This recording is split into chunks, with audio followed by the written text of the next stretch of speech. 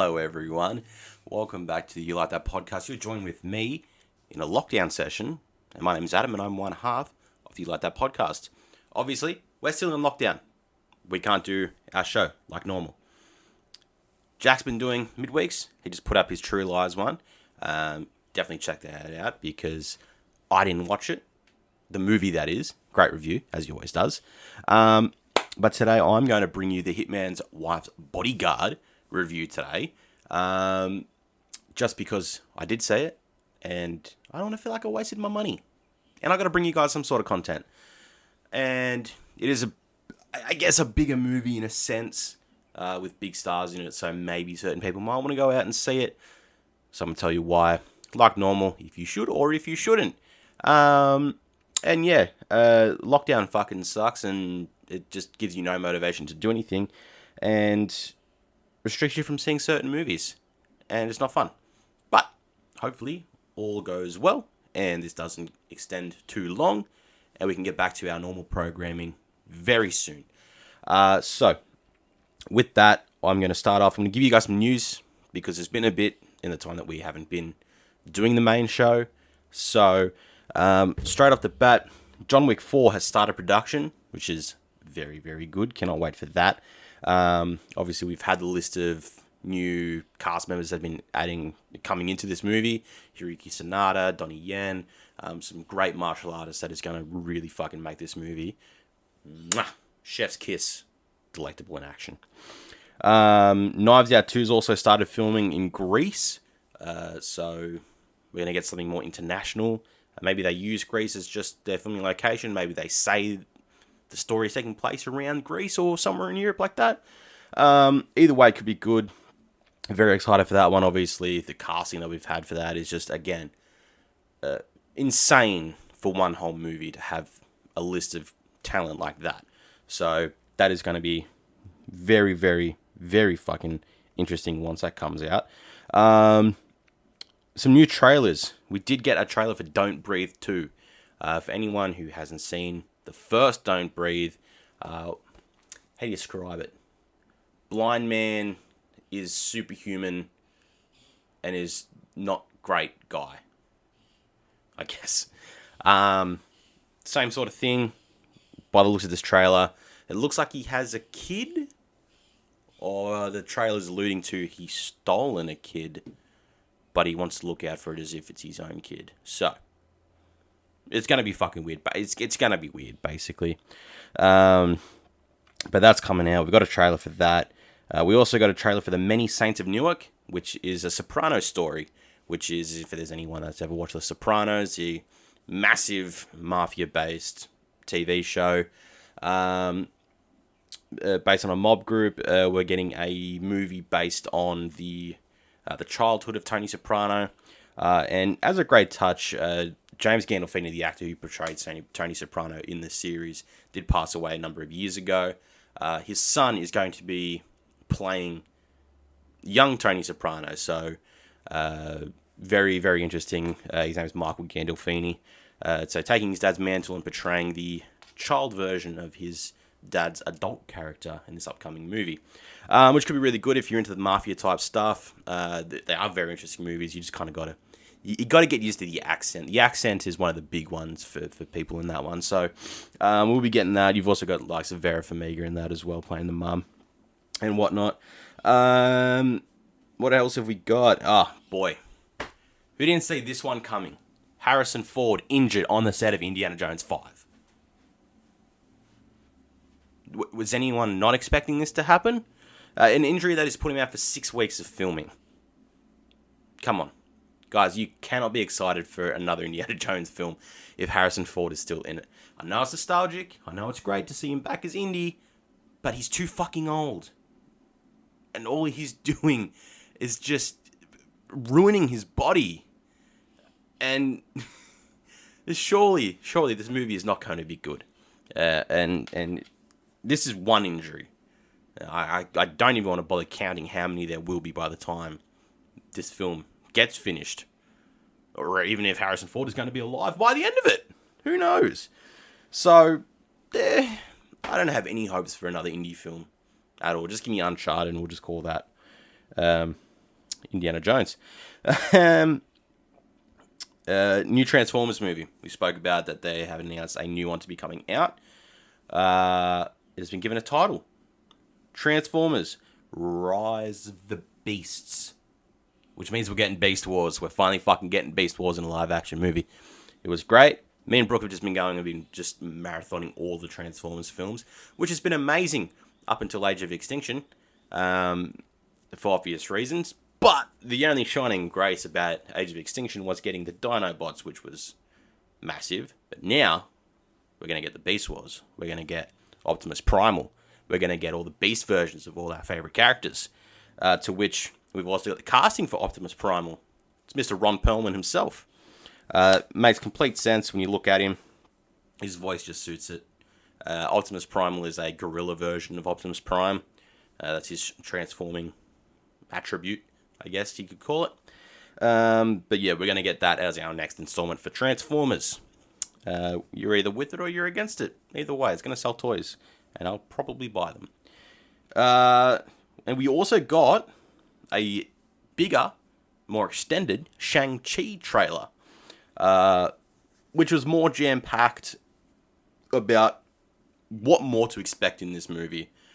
So the first film, the first trailer we got obviously showed us, a little bit of the background to our new character, to a bit of just something that looked like just a normal movie. This trailer's come in and it's just going, this is the Marvel trailer now. So we have the battle with the 10 rings. Obviously, it looks like it's Shang-Chi versus his dad. They've got 10 rings. They fight. We see the Great Protector as a dragon in the water. We also get a fight between Abomination and Wong, confirmed by Kevin Feige himself that is who we are seeing in that. But very, very big. I'm very, very excited for this. After seeing that trailer, it shows how much this is going to open up into the MCU. And I know that we've been in such a shit time with movies, especially for the MCU, that we've, I guess, maybe lost the love and the excitement for the future of these movies. And we're slowly getting these pieces back. Like, if you're watching the Loki TV series, you're getting a lot out of that right now. We had it with WandaVision. That set up a lot. With Falcon the Winter Soldier, not as much building, but just giving us some more character development. But now, we're finally getting these trailers, and these movies are now slowly starting to come out, where people just should be getting excited for these movies again, because Marvel is just fucking brilliant, and it's always going to be brilliant, and everything they do is smart as all fuck. And this is going to be one of those movies that's really going to set the tone, and be able to introduce these new characters to what we're going to get further on into the MCU, and who we're then going to look up to, and what merch we're going to buy from them now. So, if you haven't checked out that trailer, definitely check out that trailer, because it's full on, shows a lot. Just knowing that you're getting a new comic representation of Abomination. If you don't know Abomination from the Incredible Hulk movie, which I don't think anyone remembers those movies, even the first one with Eric Bana. Yeah, we know that Wong's going to be in it. So there's a crossover already within the Doctor Strange universe. And then a new version of Abomination. Does this tie into the multiverse of madness? Who knows? We'll find out eventually when they all come out. Now, the last piece of news, which I had to leave till last because Spider-Man, y'all fucked up. Toy companies, y'all fucked up. So, SpiderMan No Way Home. We haven't had some intriguing news to do with Spider-Man for quite a bit. Anything that's sort of worth noting, other than just like, it's filmed here, and maybe someone saw this person. No, this is a full toy fuck up right now. The legends that are Funko, and the Funko universe, and make all these pops that we all fucking love and hold dear to our hearts, just somehow can go, here's 6 pops that's coming from No Way Home. You haven't seen a trailer yet, or even any official artwork. Here's 6 pops. Just fucking how? How are we getting a major movie like this? We haven't got even a teaser trailer, official artwork, Right, we've gotten a title artwork. That's fucking it. And then you let toy companies leak out, and Funko officially put this out on their official pages. This wasn't a leak. They went, yeah, here they are. Photos and all. You have 6 pops. If you don't want to know about them, don't go and look it up. Don't go on Twitter and find them, because it's been all over my timeline. Me, I'll get stuff spoiled. It doesn't bother me as much. But basically we have three Spider-Mans in different suits. And I'm not saying that's a Toby and Andrew and a thing. That's just 3 different Spider-Man suits that we're seeing. We've got a Ned, we've got an MJ, we've also got a Doctor Strange. If you want to go check out what they look like, go check it out. Personally, I think they look pretty cool. But, again, if you don't want the stuff spoiled because you haven't got a trailer yet, don't go and look them up. You don't need them. But it's just mental that now we're grasping onto toy companies giving us some sort of hint or look into what to expect from these movies, because we're 6 months out from this fucking movie. It's less, just under 6 months now. And we don't have fucking anything.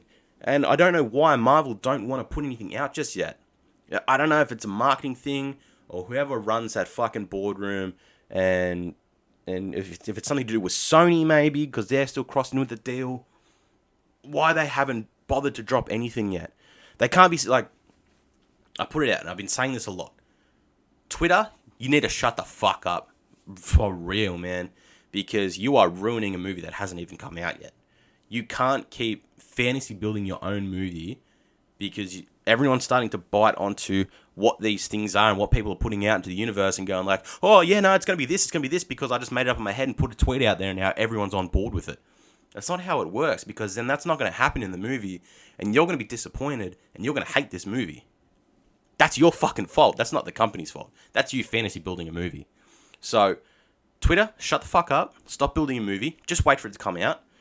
Don't believe anything on the internet because it's all fucking wrong. Don't even believe me. I'm just speculating on what I've heard. I'm just letting you know.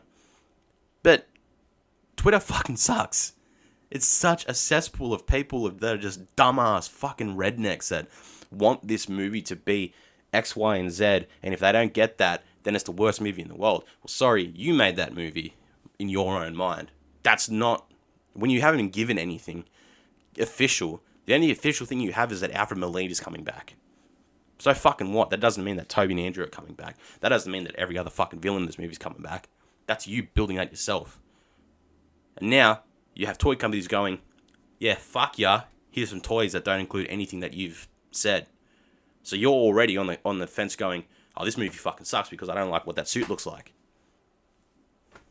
Just fuck off, man. Really.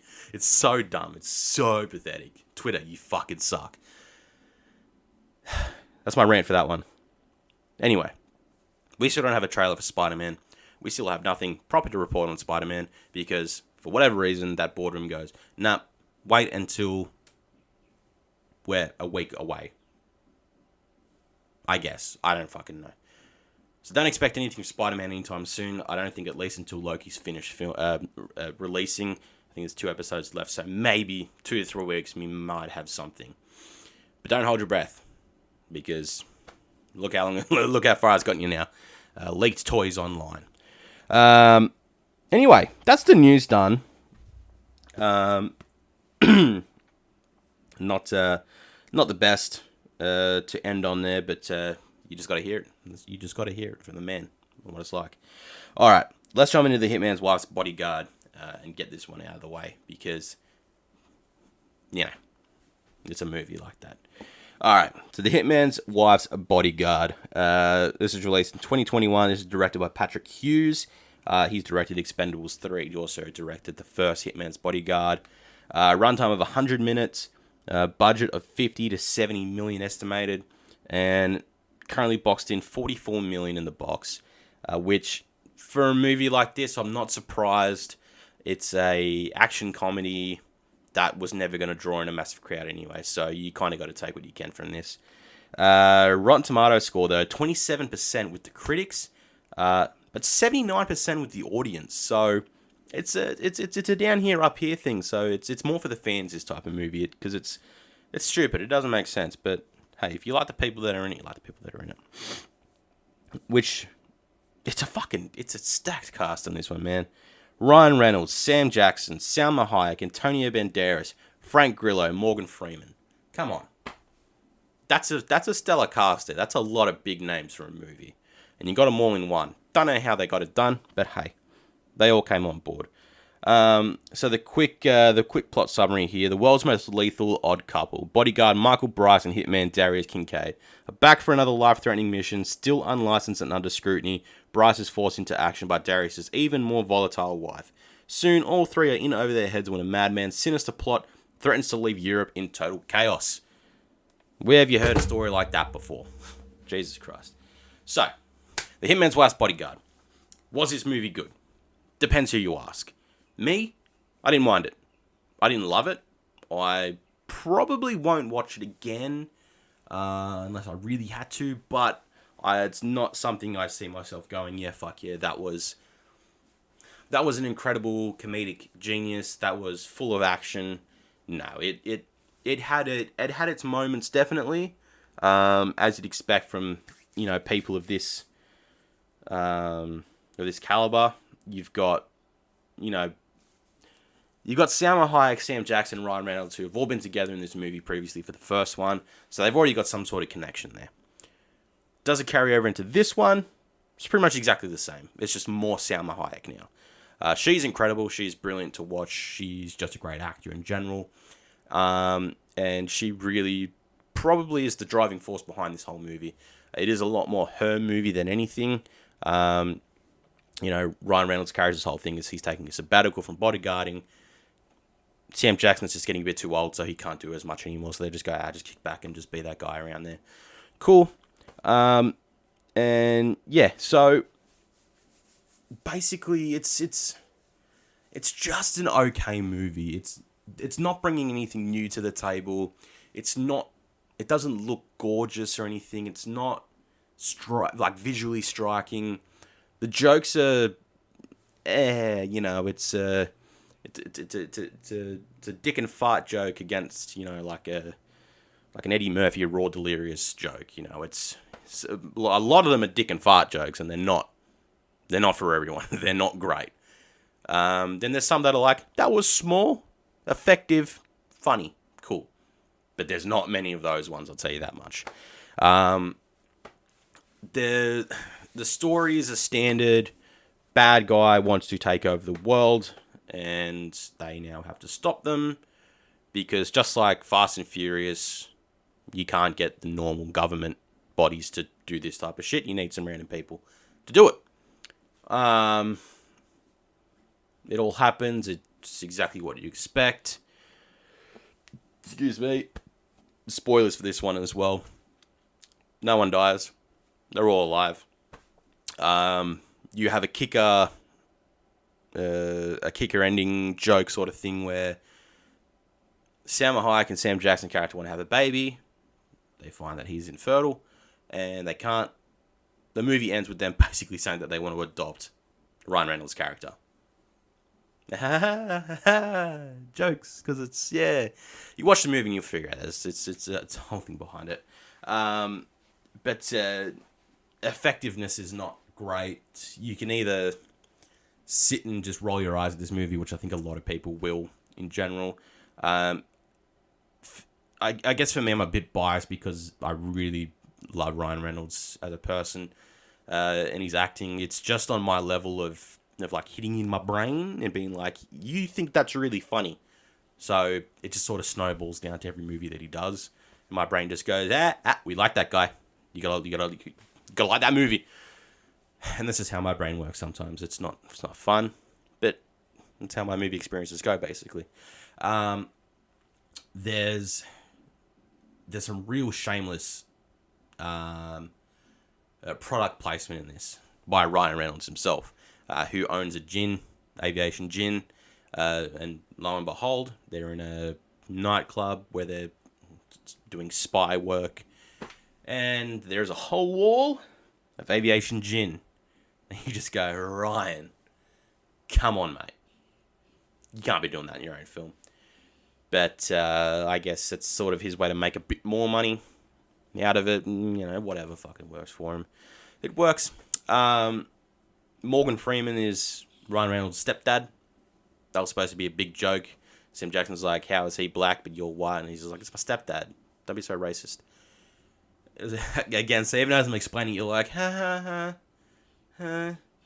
It wasn't as funny in the movie either. Even the proper dialogue didn't even fucking kick that well for it. There's really fucking, like, fuck all to talk about this movie. Because I know if Jack was here, he'd be saying, this movie sucked. And I don't know how they keep making movies like this. Or how they are still actors.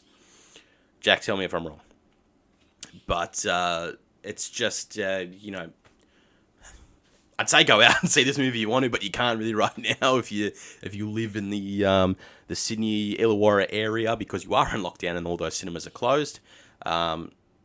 So, yeah, I mean, this is like probably the shortest review I've ever had to do for something.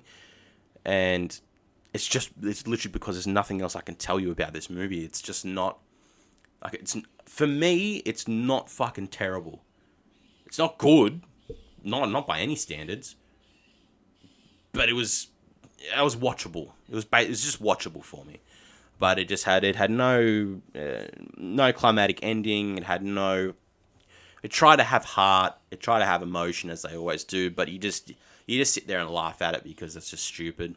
And you're just left with a sequel that you never expected should have been a sequel to begin with anyway, and how this movie even somehow went, yeah, we'll make another one. Fuck yeah, that'd be mad. But here we are. We're in the world where there's 9 Fast and Furious movies, and they've raked over they've hit now the 450 million box office raked in. So, big movie, done big numbers. But you know what else did those numbers? Godzilla vs. Kong. Same thing. Ooh. Yeah, now I'm just sort of pacing because I don't know what else. I think that's just where I'm going to have to end it there. Hitman's Wife's Bodyguard. Another Ryan Reynolds movie. You're either going to like it or you're going to hate it. Don't go watch it because you can't go to the cinemas if you're in this area. But hey, do what you got to do. Just stay safe. Let's not let this lockdown extend any further, because as lockdown ends is when we're supposed to do our Black Widow episode. So, don't fuck that up for me, please. I'd like to do a good movie. I say good movie, I don't know if it's going to be a good movie, but hey, it's an MCU movie, so I've got my hopes up for it. But yeah, that's the movie, that's the review, that's this episode done. It is a main show one for whatever reason. I'm making it a main show episode because I can't do anything else. Stick around to see Jack's midweek review of The Breakfast Club coming out on Thursday. Go check out his True Lies episode while you're there. As for what's going to come out next week, which should be, if all goes well, it should be Black Widow, but we'll keep you all informed on what we do, depending on what happens with this lockdown. It may be delayed for us. It might come out a couple of days later, depending. We'll keep you all posted and let you know. But you have a whole back catalogue to go through. If this is your first time seeing us, usually there's another person here and we do this on this couch. But we're in lockdown, so we can't. But go back through, watch all that shit. Jack's got the content out. We'll post memes on the socials if we can. All those links are down below. If you want to pick up any merch, you like that podcast.store. Get a hoodie because it is cold and we'll fight coronavirus. Don't quote me on that. I'm not a health expert. But yeah, that's it. That's the show. Thank you for sticking around and watching this with me. If you bothered to click on my face, because it's not as beautiful as Jack's, but hey, I try my best. I got a beard at least, do what I can. Fucking hell. Alright, guys, thank you for listening and sticking around with me. My name is Adam and I'm one half of You Like That podcast, usually joined by Jack, who is the other half, but he's not here right now. If you want to check me out, or check us out anywhere, all our links is down below, where you can find us, Instagram, Facebook. If you want to listen to the audio for any commutes that you are doing, check that out. Like, share, subscribe, do all that good stuff. We're still going strong. The numbers are slowly going. We only do what we can. and hopefully we get better in the future. So thank you all for sticking around with me. My name is Adam. I've been one half of You Like That podcast.